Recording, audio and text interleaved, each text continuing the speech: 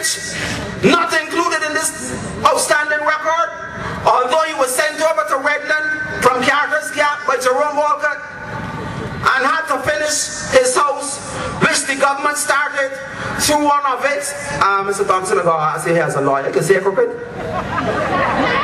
I can say crooked. Okay. Through one of his crooked lawyers. If the people come for me, well, you will think. We have people from St. Helens who were told to check with Cyril Walker if they wanted their road fixed. Why was I able to have a street light installed at Logan Road prerogative in 10 days when the party with such an outstanding record couldn't get it done in 13 years? And what about the playing field at Sweetville, which has been in the works for a decade? Why has it only gotten a little attention after I had it highlighted in the Nation newspaper? Why do the people of the said community who take the Bashaba bus home at night have to walk through total darkness to reach their homes? This is outstanding indeed. Why weren't they consulted about the name change of their community some 6 years ago? And why wasn't there even an official name changing ceremony? Is this part of the much touted outstanding record? And why the hell would an administration which has several questionable characters in its ranks seek to remove the word bottom from anything? When it is public knowledge that some of them have a fascination with bottoms. I hear Michael Lashley with that, not me here. I am seeking some answers.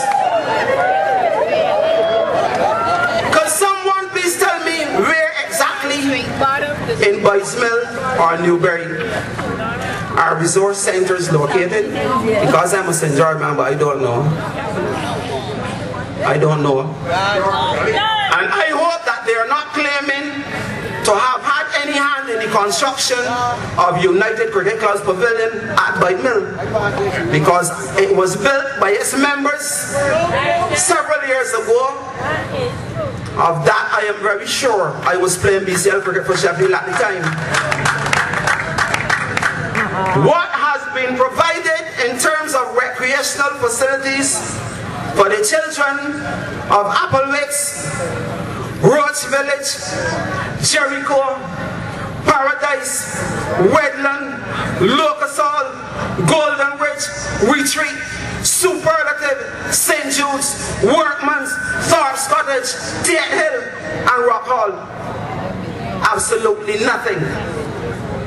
Why isn't there a pavilion on the playing field at Flat Rock? And why does the netball team from that community have to travel to the James Bryan complex to play? This Barbados Labour Party administration has done nothing to aid the development of sports in this constituency. Why isn't there a single player park in St. George North? Does the answer lie in the Barbados Labour Party's outstanding record? Why is it that the only bus shelter constructed in St. George North in the past decade, except for the one in Salters built by Chafet, it came through me?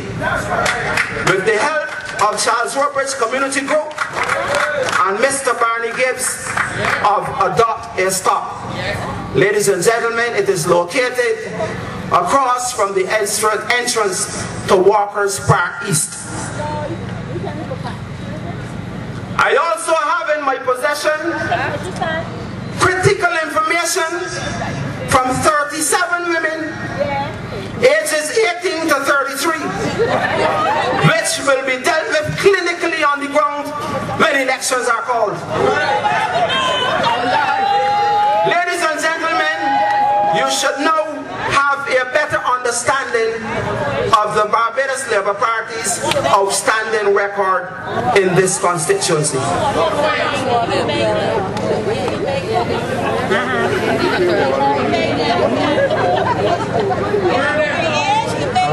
Okay. This water tastes good, but don't be ashamed. Hennessy can't kill him.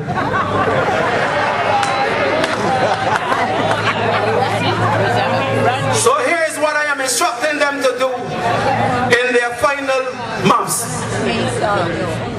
Provide a mirror for the motorists exiting Bradford Road onto the main road in Sweetville.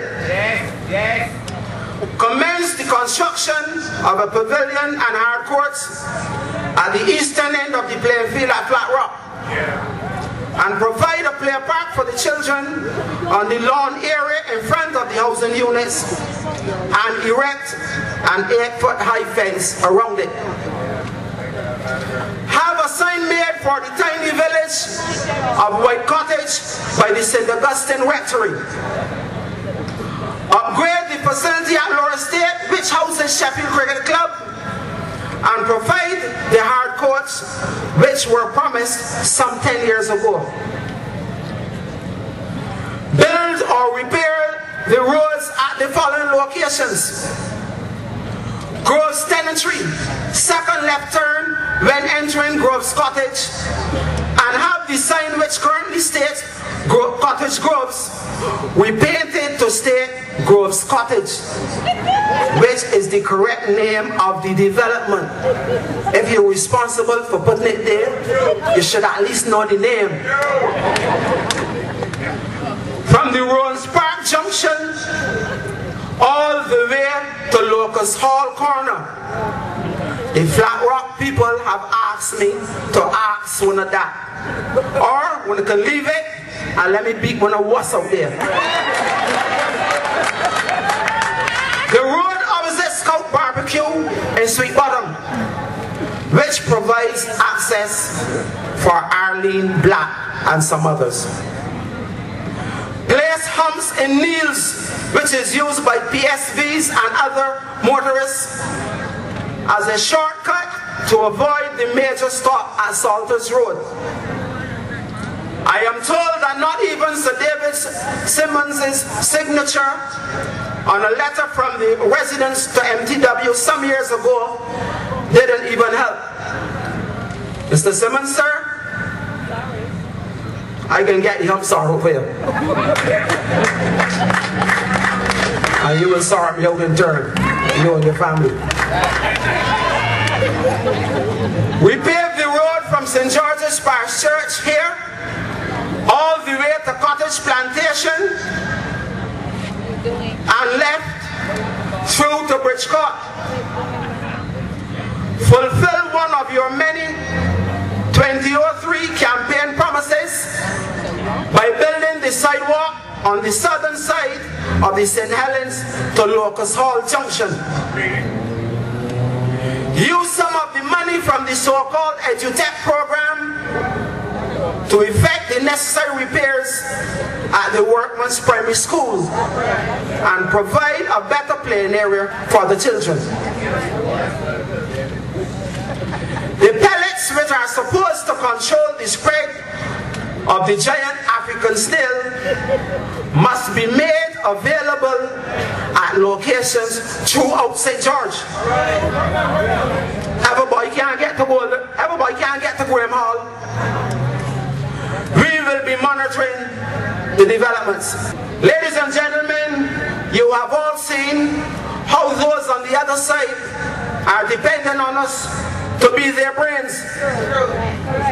Therefore, in terms of my plan for the constituency, I will state that my focus will be on the total development of this constituency so that no community is made to feel neglected, as is currently the case.